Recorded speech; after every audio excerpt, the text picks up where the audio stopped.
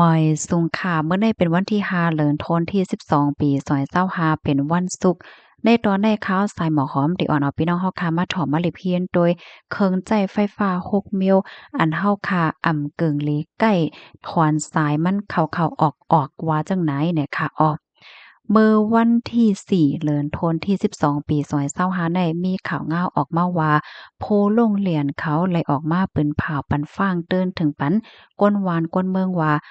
เกิงหลีใกล้ๆถอนสายไฟเคิงใจไฟฟ้า6มิลในออกนั่นน่ะเนาะย้อนเปนว่ามันจังจอยเทียมปันให้ลดย้อมกาไฟฟ้าเหี่ยวก้วยก้าได้ยังเตจังเฮ็ดให้เคิงใจโคตื้อนั่นจิ้วก๋วยไหลป้าแทงลูกกวนเฮ็ดจังไหนคะเครื่องใจไฟฟ้า6มิลอันที่เฮาค่ะเกิงหลีใกล้ๆถอนสายเสียบ ไฟมันออกนั่นจำเป็นสางไหนหนึ่งในเป็นตู้เย็นค่ะตู้เย็นว่าอันเป็นตู้แจตั้งกินตั้งยามว่าสองว่าเจ้าในเนี่ยค่ะตู้เย็นในเนี่ยค่ะมันกึ่งดีเลยเหตุการณ์อยู่24ชั่วโมงค่ะเปิดตาให้มันกัดอยู่ตาสีนั่นน่ะเนาะยก็เฮาเอาตั้งกินตั้งยามอีหังไว้ก็ให้มันปอเนานั่นค่ะนะให้มันปอแค้มไว้อยู่เฮ็ดจังไหนสังว่าเฮาคาใกล้ๆถอดสายปลั๊กไฟมันเพราะว่าเนี่ยจึงไหนมันได้เฮ็ดให้แรงกัดในตู้เย็นเฮาคันนั้นมันบ่หลีบ่แค้มยาวนั่นค่ะน่ะได้เฮ็ดให้เจอแมงแบคทีเรียในป่อมีมาไล่และอาหาราการกินเฮานั้นก็มันเตเจียวเน่าเจียวเหม็นไล่หรือเซนั้นก้วยมก้าค่ะนะเพราะว่าเฮาค่ะ ถอดสายปลั๊กไฟแล้วก็ขึ้นเสียบแทงเฮ็ดจั่งใดแหน่มันได้เฮ็ดให้เครื่องเหตุการณ์มันได้มันเกิดให้เหตุการณ์เนี่ยเกิดให้เฮ็ดจั่งใดให้แลยิงแค้นเฮ็ดให้กินไฟเที่ยงลูกกว้านยาวเฮ็ดจั่งใดเนาะนอกเหลือเสียนั้นนะคะนะตู้เย็นก็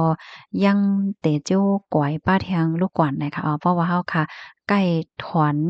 ใกล้ถอนสายไฟมันเข้าๆออกๆเฮ็ดจั่งใดนะกำไนที่2เนี่ยซ้ำเป็นเครื่องซักผ้า เครื่องอบผ้าเฮ็ดจั่งใดคะเครื่องซักผ้านี่ก็เหมือนกันเหย้าเนี่ยค่ะเนาะเฮาคากึ่งลีไลถอนเข้าถอนออกใกล้ๆถอนค่ะก็เนาะเฮาว่าก็เพราะว่ามันเตจังเฮ็ดให้ตื้อต่อเคิงมันไหลเฮ็ดจั่งใดกับในมาเที่ยงที่3เนี่ยก็เป็นเครื่องล้างหวานนะคะเครื่องล้างหวานนี่ก็เหมือนกันเหย้าเนี่ยค่ะนะเพราะว่าเป็นเครื่องล้างหวานเซียนใหม่ในแต่ก่อไหน มันได้มีต้วยแลกมทิ้งอิเล็กทรอนิกส์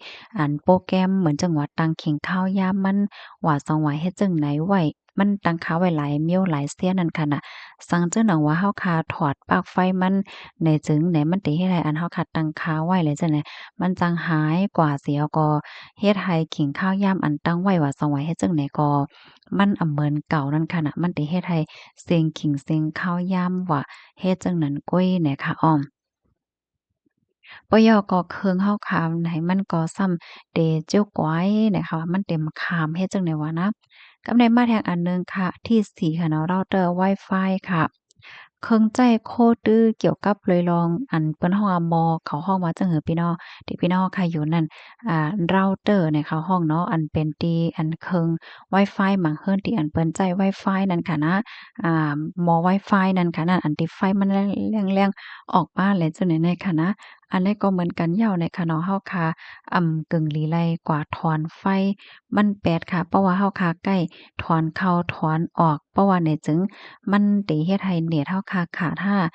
นั้นก็มันจังเฮ็ดการไลเต็มโทนไหลเจ้อในเฮในเหี่ยวก็จังเฮ็ดให้เคิงมันนั่นปอกขามหึงแลจิ้วก่อยไหลในคะเนาะมันติสุกซากเฮ็ดจังไดนะ กำในมาเทียงคอที่หาขาดเตาอบไฟฟ้าเตาอบกูลองๆเจ้าไหนก็เหมือนกันเหย้านะคะเนาะเพราะว่าเฮาคาไก่ถอนปลั๊กมันในจึงไหนมันติเฮ็ดให้เฮาคาเลยสุกซักกินข้าวยามเหี่ยวก้วยมก้าเนี่ยยังจางเฮ็ดให้มันเคิงมันแหน่มันตึกเคิกต่อเคิงมันค่ะเนาะการตัดไฟการหับไฟว่าสองว่าเจ้าไหนเนี่ยค่ะการที่เฮาคาเสียบปลั๊กไฟไว้นั่นแหน่ มันเตจอยเฮ็ดให้กุมทิ้งแลแผงอิเล็กทรอนิกส์ของมันจั่งใดมันจังเฮ็ดการอยู่หั้นก็เหลียวมันไหลเตอหลีหั้นน่ะค่ะนะกำในมาแทงคอที่6ค่ะ เคิงเฮ็ดน้ำอุ่นเนาะมื้อเหลียวขิงข้าวกัดก็เปิ้นใจตื้อกันนำไหนค่ะเคิงเฮ็ดน้ำอุ่นในก็เหมือนกันยาวเฮ็ดไหนค่ะนะมันไหนก็สำหรับพร้อมโตตันเปิดตาเฮ็ดน้ำอุ่นปันก้นตาได้อาบว่าซังว่าเฮ็ดแหน่เนาะสังว่าเฮาคาใกล้ถอดสายมันไหน มันก็ได้เฮ็ดให้น้ำในกัดลงกว่าแลมื้อเฮาขามาเปิดเครื่องแทงเนี่ยก็มันเนี่ยก็ซ้ำในกึ่งกลางเหี่ยวก็เฮ็ดการแทงเฮ็ดจั่งเนี่ยอ้อก็เปิ้นนั่นแหละมันยังแค่นกินไฟเหย้าไหนนะนอกเหลือเสียนั่นเนี่ยยังเตจางเฮ็ดให้อันที่มันร้อนนั้นมันอำเพงกันลูกกวนค่ะเครื่องเฮาค่ะก็เตจิ้วก้อยเนี่ยค่ะอ้อก็เปิ้นนั่นแหละเครื่องใช้ไฟฟ้าอันว่ามา6นิ้วในบ่เป็นไรได้ก็ป้อหลีใกล้ๆถอนสายปลั๊กไฟมันเนี่ยออกข้อมูลตอนในใครปริมาที่เว็บไซต์โซฮาเนี่ยออกไว้ค่ะกำในซ้ำเฮาค่ะอ่อนกันมาถอมมาเลยเพียนตัวอีกหนึ่งเครื่องมิ้วเหอจึงหืออันที่เฮาค่ะกึ่งหลีไลถอนแบตสายไฟกำเหลียวเมื่อเฮาค่ะใจตื้อเย้าเนี่ยค่ะเนาะเครื่องใจไฟฟ้าที่อันเฮาค่ะกึ่งหลีไลถอนปลั๊กไฟเบอร์เฮาค่ะใจนั่นแต่ก็ไหนมันได้เป็นเครื่องใจไฟฟ้าอันจำโตเฮานั่นยาวเนี่ยค่ะตัวอย่างเพิ่งแต่งมาไหนเมื่อหนังพี่น้องค่ะสว่างแรงแบตเตอรี่พาวเวอร์แป้งว่าสว่างแรงโฟนตัวเจ้าเก่าว่าสว่างแรงโฟนคอมว่าแล้วก็เครื่องใจโคตื้ออิเล็กทรอนิกส์ไหลจังเนี่ยค่ะเพราะว่าเฮาค่ะสว่างเต็มยาวอำนั้นก็เฮาค่ะใจยาวไหนเฮาค่ะเนี่ยก็กึ่งลีไลถอดสายมันออกไหนออกอย่าไปเสพไว้เฮ็ดจังนั้นอยู่เฮ็ดไหนค่ะนะกับในมาแทงอันหนึ่งเนี่ยก็เหมือนจังหนังทีวีค่ะเนาะ ทีวีอ่าอันคอมพิวเตอร์อันตั้งโต๊ะไหลเจั่งไหนแน่อะค่ะบ่เป็นไรไหนป้าแจ่มของเล่นเกมลูกอ่อนค่ะเนาะลูกอ่อนเขาก็ได้มีเครื่องเล่นเกมว่าหั้นว่าเขาอะเฮ็ดจั่งใดค่ะนะเพราะว่าเฮาค้ำใจยาวไหนได้ก็กึ่งหลีไลถอนปลั๊กไฟมันออกในติเตอร์หลอดเพเฮ็ดจั่งใดออกกับในมาแทงอันหนึ่งก็เหมือนหนังเตารีดอันนี้ได้ก็แน่นอนเนาะเพราะว่ารีดเสื้อผ้าเสื้อโคย้อก็อย่าไปลืมถอนปลั๊กไฟมันไหนค่ะเนาะเพราะว่าเฮาคันลืมไหนสร้างทุกข์เนี่ยมันก็ผายไฟเหมือนกันค่ะเนาะหม้อหุงข้าวหม้อหุงข้าวไฟฟ้าเนี่ยก็เหมือนกันนะเพราะว่าเฮาค่ะหุงข้าวสู้เหย้าไหนเฮาค่ะกึ่งหลีเลยถอนอันเป็นสายไฟมันเนี่ยออกนะคะไมโครเวฟก็เหมือนกันเครื่องเฮ็ดกาแฟก็เหมือนกันเมื่อเฮาขำเฮ็ดเหย้านั้นกึ่งหลีเลยถอนสายไฟมันออกว่าเฮ็ดจั่งใดเหย้าค่ะมาแทงอันหนึ่งค่ะนะไปเหย้าค่ะเหมือนจังหนังไล่เป่าขนโห ยอก็เคิงอันที่ปิ้งขนมปังและจังไหนๆค่ะนะอันว่ามาจังไหนๆก็เฮาเพราะว่าเฮาคาใจการใจงานยาวๆไหนกึ่งเลยเลยถอนสายมันออกนั่นคือเตลอดเพลนั่นว่าเฮ็ดจังไหนเนี่ยค่ะ